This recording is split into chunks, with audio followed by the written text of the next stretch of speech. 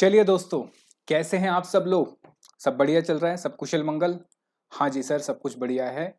हम क्या कर रहे हैं सर, हम आ गए हैं चैप्टर जिसका नाम है यूनिट एंड बैच कॉस्टिंग। और यूनिट एंड बैच कॉस्टिंग में हम इंस्टीट्यूट के मॉड्यूल से जो प्रैक्टिकल प्रॉब्लम्स हैं, क्वेश्चंस जो हैं प्रैक्टिकल प्रॉब्लम्स के, वो हम सॉल्व करेंगे। ठीक है, चलिए सबसे पहले क्वेश्चन नंबर 1 पे पढ़ो जरा क्या लिखा है। कह रहा है कि wonder limited has a capacity of 1,20,000 units per annum as its optimum capacity. यानी कि ऑप्टिमम ये 100% अपनी कैपेसिटी पे काम करेगा तो 1,20,000 यूनिट बना सकता है। अच्छा, और साल भर का बता रहे हैं। फिर कह रहा है प्रोडक्शन कॉस्ट जो दे रखी है, डायरेक्ट मटेरियल 90 रुपए एक यूनिट का लगेगा, डायरेक्ट मटेरियल 60 रुपए एक यूनिट का लगेगा, ओवरहेड्स जो है वो 30 लाख रुपए लग जाएंगे साल भर के। और वेरिएबल कॉस्ट, यानी अब इसने ओवरहेड में दो चीजें दे दी हैं, फिक्स्ड और वेरिएबल अलग अलग दे दिए हैं। फिर सेमी वेरिएबल भी दे रहा है कि 20 लाख रुपए। आपको पता है अगर सेमी वेरिएबल कॉस्ट आती है तो आपको इसमें वेरिएबल पार्ट अलग करना पड़ता है और फिक्स पार्ट अलग करना पड़ता है। फिर कह रहा है कि अप टू 50% कैपेसिटी, कह रहा है कि सेमी वेरिएबल जो है 20 लाख पर एनम है अगर आप 50% की कैपेसिटी पे काम करते हो। And an extra amount of 4 lakh for every 25% increase in capacity और पार्ट देयर ऑफ। क्या मतलब है इसका? वो कह रहा है कि सर देखो, अगर आप 50% कैपेसिटी पे काम करते हो, मुझे बताओ 100% कैपेसिटी तो 1,20,000 है, यानी कि अगर आप 60,000 यूनिट तक काम करते हो तो आपकी सेमी वेरिएबल कॉस्ट 20 लाख रुपए है। फिर उसके बाद आप जैसे ही कुछ भी बढ़ाओगे अप टू 25%, अप टू 25%, तो आपकी कितनी कॉस्ट लगेगी? 4 लाख रुपए। फिर उसके बाद 25%, फिर कितनी लगेगी? 4 लाख। सर उसके बाद जा ही नहीं सकते क्योंकि 50 पहले खत्म हुआ, 25 आपने और करा तो कितना हो गया सर? 4 लाख, 4 लाख और हो गया और पहले का 20 लाख, यानी कुल मिला के टोटल 28 लाख तक आ सकता है। खैर इसको भी देखेंगे अभी।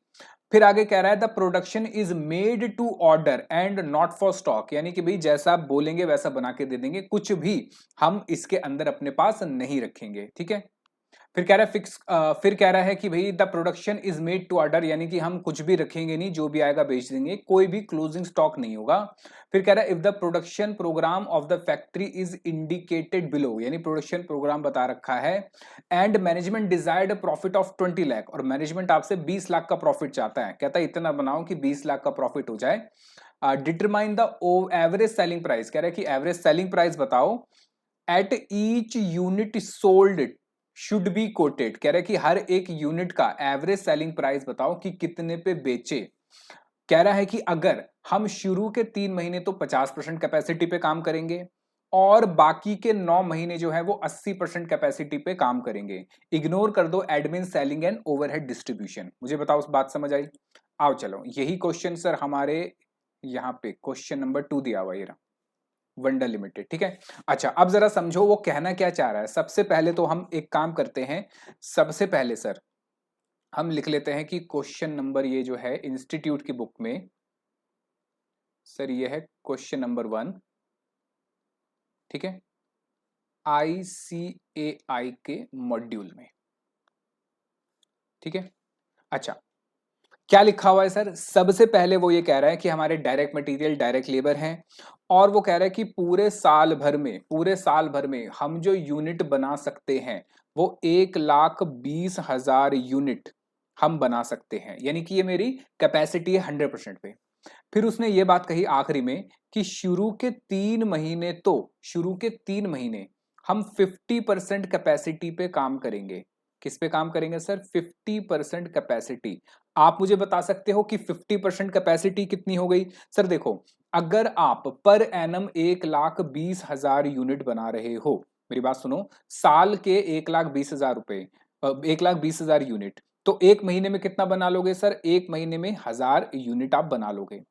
अब 1,000 यूनिट क्या है सर? ये आपकी 100% कैपेसिटी है। तो आप कितना बनाओगे सर? आप 50% बना रहे हो, मतलब 1,000 का 50% कितना हो गया सर? 500 यूनिट आप बना रहे हो पर मंथ, पर एनम नहीं, पर मंथ, क्योंकि मुझे मंथली चाहिए ना। क्योंकि उसने कहा कि शुरू के 3 महीने हम 50% कैपेसिटी पे काम करेंगे। तो भाई अगर आप पूरे साल में 1,20,000 यूनिट बनाते हो तो एक महीने में 1,000 यूनिट बनाओगे। तो अगर उसका आधा बना रहे हो तो आधा कितना बनाओगे सर? हाँ, 500 यूनिट पर मंथ। फिर कह रहा है बाकी के जो 9 महीने हैं, बाकी के जो 9 महीने हैं सर, उसके लिए कितना कह रहा है सर? उसके लिए कह रहा था ये रहा, रिमेनिंग 9% पे हम 80% कैपेसिटी पे काम करेंगे। तो मुझे बता दीजिए सर 80% कितना हो गया सर? बाकी के 9 महीने अगर आप कहते हो 80% कैपेसिटी, तो ये हो गया सर 1000 का 80% कितना? 800 यूनिट पर मंथ। मुझे बात बताओ, बात समझ आई? तो यहाँ 500 रुपए पर मंथ यानी कि 1500 यूनिट, यहाँ पे 800 रुपए पर मंथ, और 8 गुना 9 कितने होते हैं सर? ये होंगे 7200। ठीक है, मुझे बताओ। तो ये करके मैं ऐसे करके अपना टोटल यूनिट निकाल लूंगा। लेकिन सर यहाँ पे दिक्कत क्या आ रही है? यहाँ पे दिक्कत आएगी सेमी वेरिएबल कॉस्ट की। किसकी? Semi variable cost. क्योंकि सर उसने सेमी वेरिएबल कॉस्ट के बारे में सबसे पहले तो ये बताया है कि अगर देखो जरा पढ़ो क्या लिखा है सेमी वेरिएबल कॉस्ट के बारे में। वो कह रहा है कि सर देखो, सेमी वेरिएबल कॉस्ट जो है 20 लाख रुपए तक रहेगी अगर आपकी कैपेसिटी जो है पर एनम जो है 50% है। कितनी है सर? 50% कैपेसिटी है। यानी कि अगर मेरी बात समझो, अगर आप पूरे साल भर में 50% पे काम करते हो, 50% कितने हो गए सर? 60,000 यूनिट हो गए। तो आपकी जो सेमी वेरिएबल कॉस्ट है वो रहेगी 20 लाख रुपए। ये पर एनम की बात हो रही है, याद रखना, ये रहेगी पर एनम। लेकिन अगर वो कह रहा है कि अगर आप अपनी प्रोडक्शन बढ़ाते हो 50% से अपनी प्रोडक्शन बढ़ाते हो, तो उस केस में आपकी जो कॉस्ट है, आपकी जो सेमी वेरिएबल कॉस्ट है, वो भी इंक्रीज हो जाएगी। कितनी हो जाएगी सर? 25% इंक्रीज प्रोडक्शन में होगी।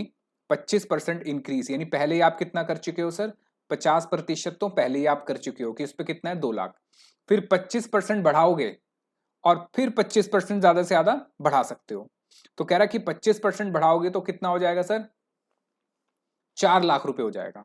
यानी कि यहां पे एडिशनली 4 लाख रुपए और हो सकते हैं, और अगर और प्रोडक्शन बढ़ाओगे तो 4 लाख और हो सकते हैं। अब इसका हमारे क्वेश्चन पे इंपैक्ट क्या पड़ा सर? देखो शुरू के 3 महीने तो, यहां देखो शुरू के 3 महीने तो ये 50% कैपेसिटी पे काम करता रहा। तो इसका मतलब ये हुआ कि सर मेरी इस कॉस्ट में कोई चेंज नहीं आएगा। यानी कि अगर इसको मैं थोड़ा ढंग से बनाता हूं,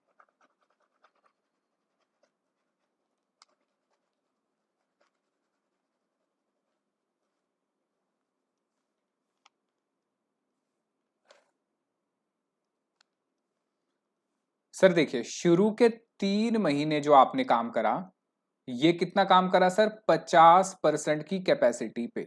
तो इस हिसाब से आपका जो सेमी वेरिएबल कॉस्ट है वो कितनी होनी चाहिए साल भर की? सर वो साल भर की होनी चाहिए 20 लाख। याद रखना ये साल भर की है, और मुझे 3 महीने की बात करनी है। तो 3 महीने की कितनी हो गई सर?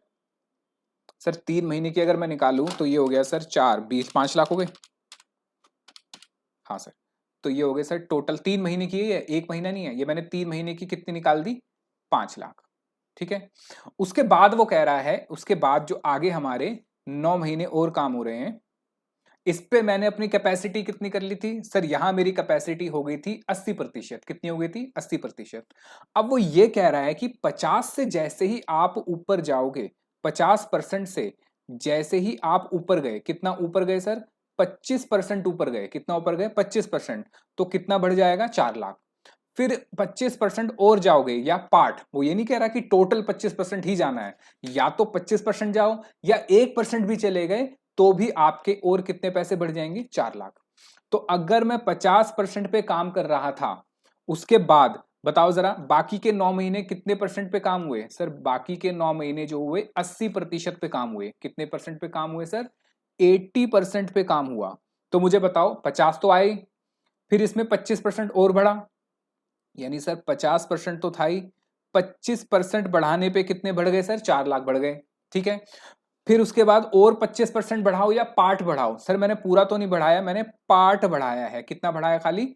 ये हो गया सर मैंने 5% और बढ़ाया। तो इसका मतलब इस 5% बढ़ाने पे भी, मेरी बात समझो, इस 5% बढ़ाने पे भी पूरे कितने अमाउंट बढ़ जाएगी? 4 लाख रुपए बढ़ जाएगी। है सर 4 लाख रुपए? हाँ देखो उसने ये कहा था, कह रहा है एवरी 25% इंक्रीज इन कैपेसिटी और पार्ट देयर ऑफ, यानी आप ज्यादा से ज्यादा 25% इंक्रीज कर सकते हो, लेकिन अगर उसमें से कोई पार्ट भी इंक्रीज कर दिया, 1% भी कर दिया, 2% इंक्रीज भी कर दिया, तो भी पूरा खर्चा कितना बढ़ जाएगा सर? 4 लाख रुपए। एक्चुअली में ये स्टेप कॉस्ट है, ये सेमी वेरिएबल भी नहीं है, ये स्टेप कॉस्ट है जो एक पर्टिकुलर परसेंटेज पे इंक्रीज हो जाती है। तो सर इसका मतलब ये हुआ कि इस 50 लाख पे तो मेरी पर एनम कॉस्ट थी 20 लाख, फिर ये 25 लाख आप 25% और जोड़े तो 4 लाख रुपए और बढ़ गए, ये 5% और जोड़े तो 4 लाख रुपए और बढ़ गए, यानी मेरी कुल मिला के यहां कॉस्ट कितनी आ गई सर? 28 lakh per annum. लेकिन याद रखना ये तो साल भर की कॉस्ट है, ये तो साल भर की कॉस्ट है, और मुझे कितनी चाहिए सर? मुझे चाहिए सर 9 महीने की। तो 28 lakh divide by 12 multiply by 9, ये हो गया सर आपका 20 लाख,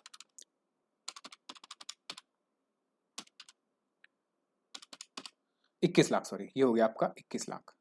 लेकिन ये 21 लाख कितना है सर? 21 लाख है, याद रखना, फॉर 9 मंथ्स। ये 9 महीने का निकला आपका, और ये है for 3 months.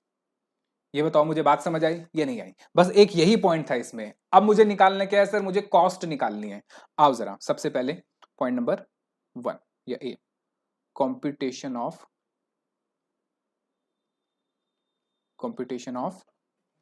Total variable cost.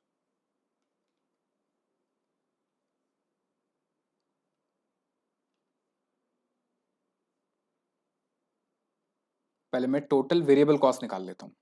Sir total variable cost कैसे निकलेगी सर? देख लो उसमें कौन कौन से वेरिएबल खर्चे हैं आपके। सर एक तो है मेरा डायरेक्ट मटेरियल, ठीक है, कितना है सर? अच्छा ये मैं बता दूं, वेरिएबल कॉस्ट में पर यूनिट निकाल रहा हूं, तो मुझे बताओ जरा चेक करके कितना है per unit direct material sir? 90 रुपए दे रखा है। फिर उसके बाद डायरेक्ट वेजेस चेक करके बताओ कितना है सर? डायरेक्ट वेजेस जो क्वेश्चन में गिवन है वो 60 रुपए दे रखे हैं।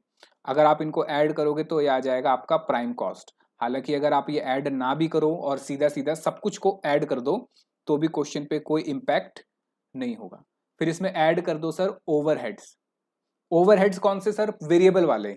चेक करो जरा ओवरहेड्स वेरिएबल वाले कितने हैं सर? ओवरहेड्स जो दे रखे थे ना, ये रहे सर, ये रहे वेरिएबल वाले। आ गया, ये रहा सर, 100 रुपए थे। आओ जरा 100 रुपए यहाँ पे ऐड कर दो, तो मेरी टोटल वेरिएबल कॉस्ट कितनी आ गई सर? मेरी टोटल वेरिएबल कॉस्ट आ गई 250। पर यूनिट कितनी आ गई सर? 250 रुपए आ गई, ठीक है। अब क्या करना है सर? अब कुछ नहीं है, बस अब मुझे कॉस्ट निकालनी है। आओ जरा पॉइंट नंबर बी करते हैं, कंप्यूटेशन ऑफ टोटल कॉस्ट।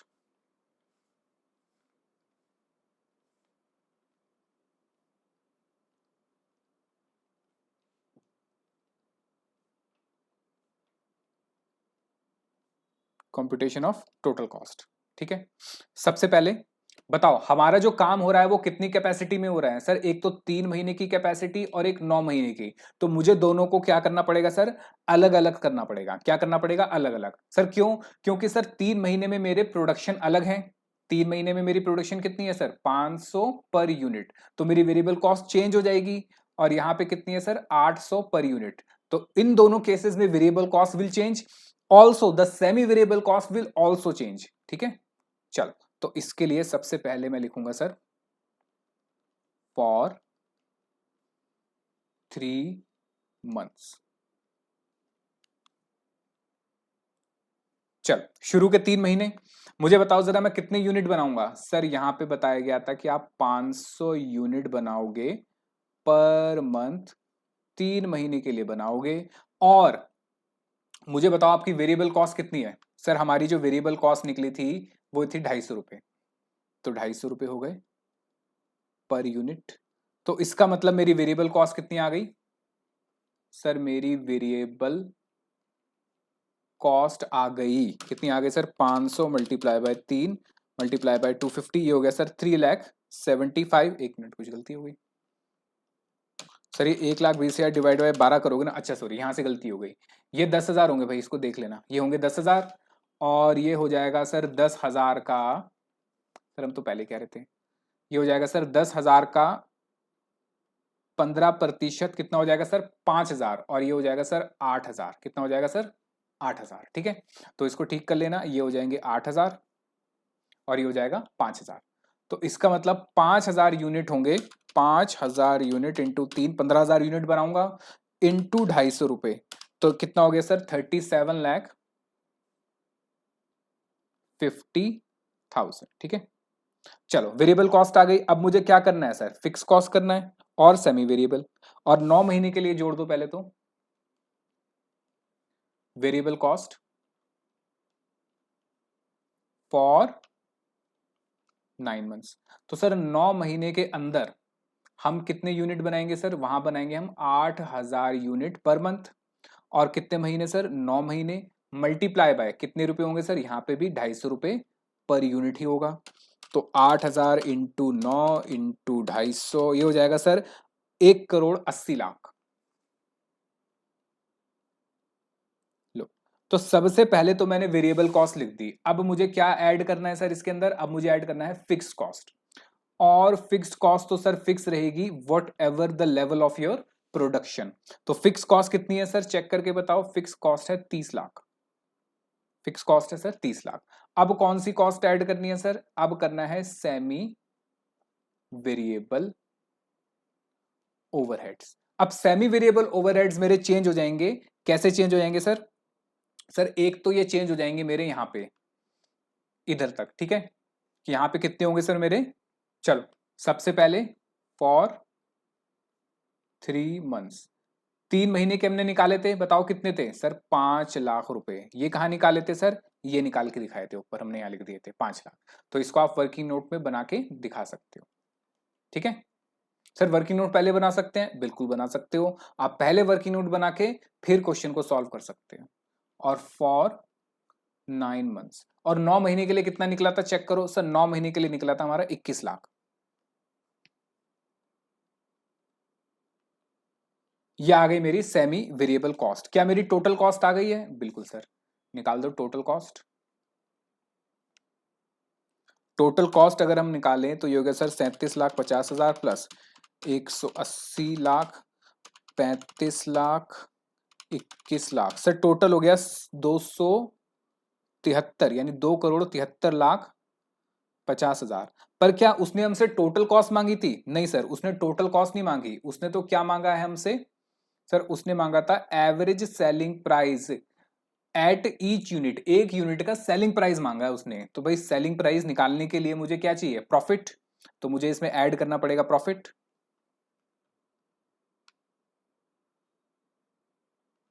मुझे बताओ क्या क्वेश्चन में प्रॉफिट गिवन है? हाँ सर, क्वेश्चन में उसने कहा था डिजायर्ड प्रॉफिट 20,00,000 है।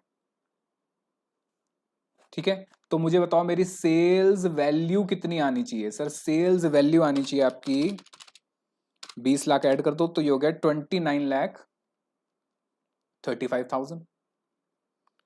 अब मुझे टोटल सेल नहीं चाहिए सर, मुझे इसको डिवाइड करना है किससे सर? मुझे डिवाइड करना है इसको नंबर ऑफ यूनिट से।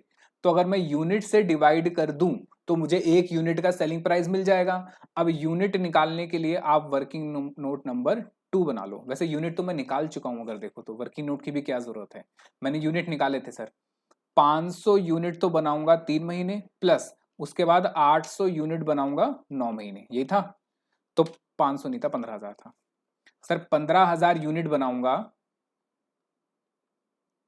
शुरू के 3 महीने, फिर 8,000, 5,000, 5,000, सॉरी सॉरी सॉरी, 5,000 यूनिट बनाऊंगा शुरू के 3 महीने, और 8,000 यूनिट बनाऊंगा शुरू बाद के 9 महीने।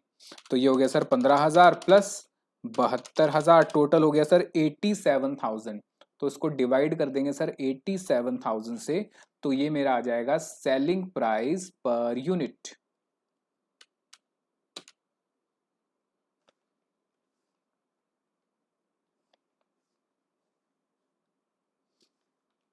ये है आपका 2,93,000,